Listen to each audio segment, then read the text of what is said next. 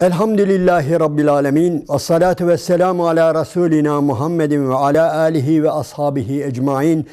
Allah'ın selamı, rahmeti, bereketi üzerinize olsun aziz ve muhterem izleyenlerim. Bir Kur'an iklimi programında yine beraberiz ve Hucurat suresi üzerinde sohbet ediyoruz.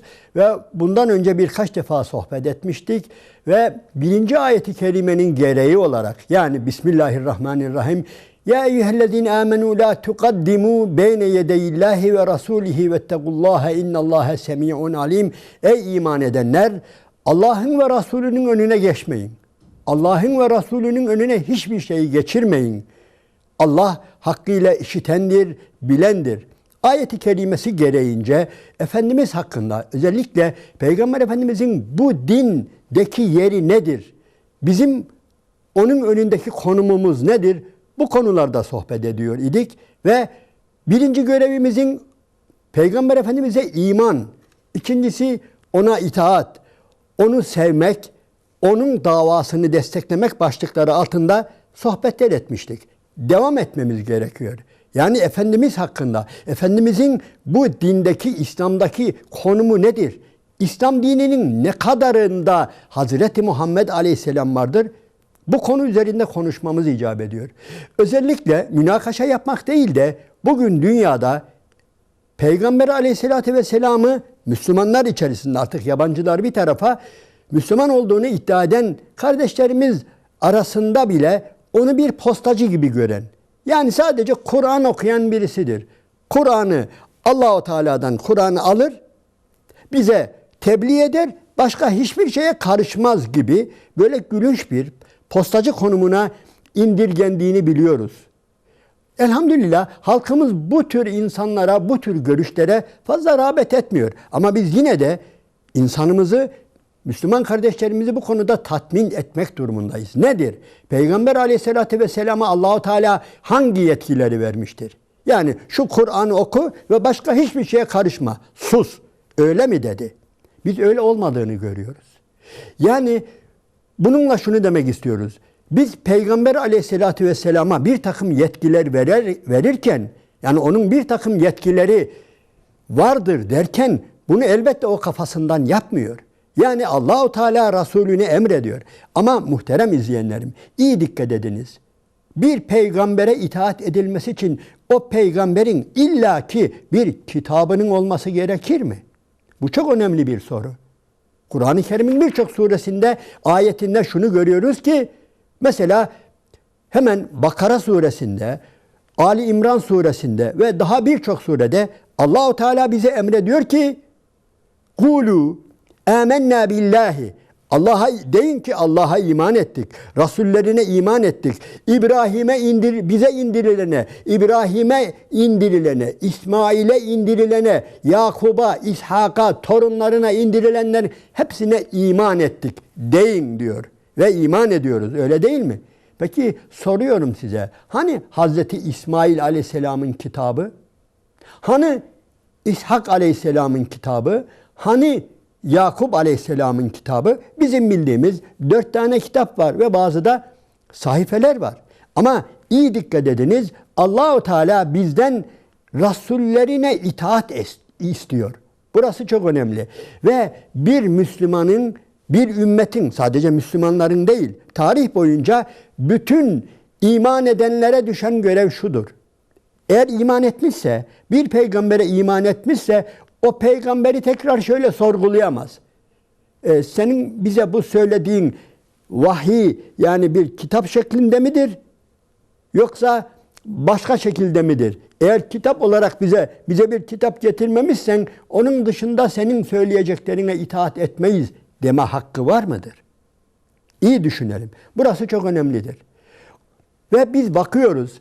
O zaman bir başka soru soralım. İslam dininde, bugün İslam diye uyduğumuz şu dinimizin içerisinde Kur'an'da olmayan bazı şeyler var mıdır? Elbette vardır.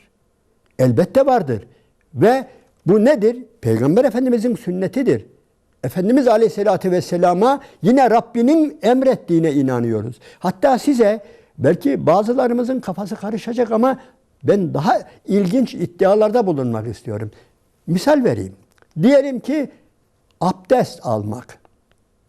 Tarihten öğrendiğimize göre, İslam tarihinden öğrendiğimize göre aziz ve muhterem izleyenlerim, Müslümanlar hemen ilk günden namaz kılmışlardır. Peygamber Efendimiz sallallahu aleyhi ve sellem Hira'dan indikten sonra namaza başlamıştır. Namaz kılmıştır. Tarihen sabittir bu ve hemen Hazreti Hatice de ona iman eden Hazreti Hatice de onunla birlikte namaz kılmıştır.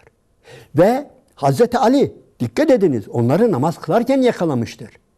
Onları namaz kılarken yakalamıştır ve ne yapıyorsunuz? Sizin bu yaptığınız nedir demiş ve Efendimiz ona izah etmiş ve o da artık onlarla beraber olmuş. Tarihen bu çok sabit bir olaydır. Peki size soruyorum. Hangi surelerde emredildi bu namaz? Yani hani namaz emri nerede? Çıkarabiliriz. Tamam, hemen İkra suresinin içerisinde abden izâ salla, namaz kılan bir adamı men edeni, yasaklayanı görmedin mi diyor. Ama dikkat edin, onlara namaz kıl emri hani? Demek ki her emir illa Kur'an ayetiyle gelmek zorunda değildir. Burası çok önemli. Allah'ın bize her emri illaki Kur'an ayetiyle gelmek durumunda değildir. Daha sonra gelen ayetlerle bu iş pekiştirilir, sağlamlaştırılır, farziyeti kesinleştirilir. Artık o ayrı bir olay. Ama diyorum ya, ben daha ilginç bir iddiada bulunuyorum. Müslümanlar namazlarını kılarken ta ilk günden Peygamber Aleyhisselatü Vesselam, Hazreti Hatice annemiz, Hazreti Ali Kerremallahu Veçhe ve diğer bütün ilk Müslümanlar kesinlikle hepsi de abdest alıyordu. Abdestsiz namaz yoktu.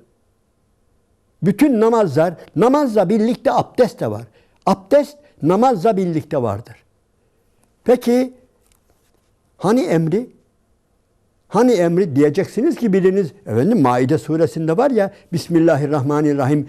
Ya eyyühellezine amenu İzâ kumtum ile salati fagsilû vücûhekum ve eydiyekum ilel merafik ila ahiril ayet. Ey iman edenler, namaza kalkacağınız zaman, kalktığınızda hemen işte yüzlerinizi yıkayın, ellerinizi yıkayın, dirseklerinize kadar kollarınızı yıkayın, başınızı mesedin, ayaklarınızı yıkayın. Bu ayet var ya diyeceksiniz. İyi dikkat ediniz. Bu ayet İslam'ın ta son günlerinde nazil oldu. Aziz ve muhterem kardeşlerim, iyi dikkat ediniz. Evet, Maide suresi ve Maide suresindeki ayetlerin büyük bir kısmı Efendimiz Aleyhisselatü Vesselam'ın peygamberliğinin ta son günlerinde geldi bu ayetler. İyi dikkat ediniz. Hatta bu ayete İslam alimleri teyemmüm ayeti de diyor. Niye? Daha sonra teyemmüm geliyor. Eğer suyu bulamamışsanız, cünüpseniz yıkanın, gusledin. Eğer suyu bulamamışsanız ne yapın? İşte teyemmüm edin buyuruyor. Yani dikkat ediniz. Maide suresindeki bu ayeti kerime çok çok sonra geldi. Peki Müslümanlar neye göre abdest alıyorlardı? Hani abdest ayeti? Demek ki Allah-u Teala'nın başka bir emri de var. Yani illa Rabbimizin emirleri Kur'an ayetiyle gelecek diye bir şey yok. Peygamberini emreder. O da bize emreder. Bildirir peygamberine. Peygamber Aleyhisselatü Vesselam da bize bunu emreder. Ve biz de onu sorgulayamayız. Ashabı sorgulayabilir mi? Yani şunu sorabilir miydi? Ey Muhammed sallallahu aleyhi ve sellem, ey Allah'ın Resulü, sen bize namaz kıl diyorsun. Bunun nasıl kılınacağını bir ayet bize böyle tarif etti mi enine boyuna, namaz hocası gibi? İyi dikkat ediniz. Bugün günümüzdeki namaz hocaları gibi Allah-u Teala mı emretti sana bunu? Hani ayet diye sorsa, ayet yok. Niye? Cebrail bana gösterdi. Allah-u Teala bunu emretti. İlla ki bu emri şu anda Kur'an ayetleriyle yani kesinleşecek değil, gelecek diye bir şey yok. Daha sonra gelir. Evet, yüzlerce ayet geldi. Kur'an'da namazla ilgili elbette ayetler var ama demek istediğim ilk defa başlatma ayeti. Hele abdest. Evet, iddia ediyorum. Abdest ayeti, Elmalılı merhum da aynı görüşte. Bu ayeti açıklar ama der ki abdest, bu ayet inmeden önce de Müslümanların abdesti vardı. Abdest alıyorlardı. Peki soruyorum, bir daha tekrar ediyorum. Hangi emirle, hangi Kur'an emriyle abdest alıyorlardı? Demek ki Resulün öyle bir yetkisi var. Allah-u Teala Resulüne emretmiştir. İlla bu emir yazılı olacak diye bir şey yok. Benzetmek olmasın, günümüzde de böyledir. Bir yere bir kaymakam tayin edilir, vali tayin edilir. Evet, eline bir anayasa verilir. Yönetmelikler verilir. Bunlara uyacaksın denilir. Ama birçok konuda da sen bilirsin canım. Biz seni eğittik.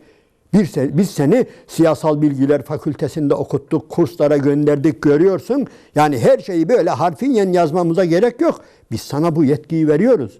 Bir ilçede bir olay vuku bulduğu zaman, bir vilayette bir olay vuku bulduğu zaman, yani bir vali, bir kaymakam veya bir yönetici nasıl ki illaki onu, yani yönetmelikte yeri yoksa, bulamamışsa susacak mı? Karışmayacak mı? Ey insanlar, ben yönetmelikte yerini bulamadım, onun için ben bu işe karışmıyorum diyebilir mi? Diyemez. Niye? O daha önce yetiştirilmiştir. Bu kıyas belki yanlış olabilir ama aziz ve muhterem izleyenlerim, Allah-u Teala Resulüne yetkilerini vermiştir, emrini vermiştir. İlla ki bu emir mutlaka tilavet edilen bir ayetle gelmek zorunda değildir. Nitekim daha önceki peygamberlerin yani çoğuna kitap verilmemiştir. Ve tekrar ediyorum, yani o peygambere iman eden insanlar şunu mu söyleyecek? Efendim, biz illaki öyle bir ayet falan yazılı, tilavet edilen bir ayet görmeden biz senin bu emrini tutmuyoruz diyebilme yetkisi var mıdır iman eden bir insanın? İman eden bir Müslümanın bir peygambere böyle çıkışma hakkı yoktur. Biz iman ettik ona. Bitti. Baştan iman ettik. Amenna ve sattakna dedik. Ezan da böyle. Aziz ve muhterem izleyenlerim, hadi siz gösterin bana. Ey iman edenler, namaz vakitlerinde, namaz vakti geldiği zaman, işte güneş şöyle olduğu zaman öğleyin, birisi çıksın yüksek bir yere, Allahu Ekber, Allahu Ekber, Allahu Ekber, Allahu Ekber, Eşhedü en la ilahe illallah, eşhedü enne Muhammeden Resulullah, hayyâle salah, hayyâle felah. Bugünkü ezanı tarif eden bir ayet var mı? Böyle başladı mı? Peki nasıl başladı ya?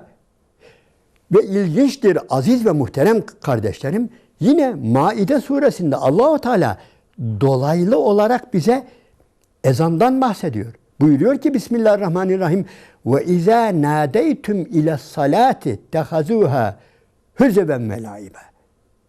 Siz var ya, birbirinizi namaza çağırdığınız zaman o kafirler, o münafıklar sizinle alay eder diyor. Bakın, dikkat edin. Burada çok ilginç bir olay var. Veyahut da bir başka surede biliyorsunuz, Cuma suresinde Allah-u Teala Bismillahirrahmanirrahim, ya eyyühellezine amenu izâ nudiye lissalâti min yevmil cum'ati fes'av ilâ zikrillâhi ve zerul bey'. Ey iman edenler! Cuma günü namaza çağrıldığınız zaman hemen alışverişi bırakın. Tamam ya Rabbi. Yalnız Cuma günü namaza çağrılmak veya siz namaza çağrıldığınız zaman efendim sizinle alay ederler, sizi eğlenceye alırlar diyor ya Allah-u Teala. Peki biz namaza nasıl çağrılıyoruz? Hangi ayetle çağrıldık biz? Allah-u Teala hangi ayetle emretti? Ama Allah-u Teala demek ki emirlerini illaki bu Kur'an ayetleriyle, tilavet edilen metlu vahiy ile göndermek mecburiyetinde değil. Resulüne emrediyor, Resulüne bildiriyor ve sonunda bu işten haberdar olduğunu veyahut da bu iş Allah-u Teala'nın onayıyla olduğunu. Yani bugünkü ezanımızı Allah-u Teala onaylıyor. Zaten o emretmiştir ama illaki söylediğimiz gibi bir ayet yok. Aziz ve muhterem kardeşlerim, bu misallerimizi biraz çoğaltmak istiyorum. Yani bugün din adına, İslam adına yaşadığımız dinin yani gerçekten ciddi bir bölümünü biz Kur'an-ı Kerim'de bulamayız. Eğer bütün madde bulacak olsaydık bu Kur'an-ı Kerim şöyle koskoca bir kitap olurdu Yani en ince teferruatına kadar namazın mekruhlarından, vaciplerinden, sünnetlerinden, abdestin, guslün sünnetlerini, vaciplerini, bilmem nelerini eğer yani buna benzer şeyleri yok vakıfları, ötekini, berikini eğer burada bulacak olsaydık biz bu kitap okunmazdı. Bu kitap kimse ezberleyemezdi. Veya Allahu Teala'nın bir başka takdiri. Yani kolay bir kitap olmazdı. İnanınız aynen şöyle olurdu. Bugün raflarımızı dolduran İslam tarihleri veyahut da İslam hukuku, fıkıh kitaplarımız hep Kur'an'ın içerisinde olması icap ederdi. Demek ki öyle değil. Demek ki o Resul var ya, o Resul'e biz itaat edeceğiz. Peygamber şöyle buyuruyor denildiği zaman akan sular duracak. Yeter ki sahih olsun. Yeter ki o söylemiş olsun. Bizim onu sorgulama hakkımız yok ve bu peygamberin ve bütün peygamberlerin Allah katında böyle bir yetkisi vardır. Hüküm koyma yetkisi. Dikkat edin. Hüküm koyma yetkisi vardır. Ama bu kendi kafasından değil. Bunu iddia ediyoruz. Bu elbette bazıları diyor ki haşa efendim o zaman şirk koşmuş oluruz. Hüküm koyan sadece Allah'tır. Biz yine Allah diyoruz. Ama Allahu Teala emrini illa yazılı olarak göndermek mecburiyetinde değildir. Bunu demek istiyoruz. Madem ki bu peygamberi aracı gönderdiği emirleri illaki Kur'an ayeti gibi Kur'an ayeti olarak yazılı göndermek zorunda değildir. Yazısız emir de gönderir. O yazılı emirle yazısız emir arasında fark var mıdır? Vardır. Nedir? Biz onu namazda okumayız o emri. Diyelim ki Peygamber aleyhissalatü vesselam buyuruyor ki efendim levla en eşukka ala ümmeti le emertum bisivak inde kulli salatin. Eğer ümmetime meşakkat olmayacağını bilseydim yani her 5 vakit namazın yanında misvak kullanmayı da emrederdim diyor. Biz bunu ne yapıyoruz? Biz bu emre sarılıyoruz. Müslümanlar olarak bu emre itaat ediyoruz. Ağzımızı temizliyoruz. Misvak kullanıyoruz. Ama bunu namazda okumuyoruz. Bunu Kur'an diye okumuyoruz. Aradaki fark bu. Ama biz biliyoruz ki bizim ağzımızın fırçalanmasını, misvaklanmasını isteyen Rabbimizdir. Allahu Teala'dır. Resulüne emretmiştir. O da bize duyuruyor. Bu kadar. Bu kadar basittir. Evet. Bu misalleri biraz daha çoğaltmak istiyorum. Çünkü önemlidir. Bundan sonraki sohbetimizde Efendimiz başka neler yapmış? Kur'an'da olmayan, özellikle Kur'an-ı Kerim'de bulunmayan ve şu anda din diye, İslam diye yaşadığımız şeyler var mı? O misalleri biraz daha çoğaltmak istiyorum. Şimdilik Allah'ın selamı, rahmeti, bereketi üzerinize olsun aziz ve muhterem kardeşlerim.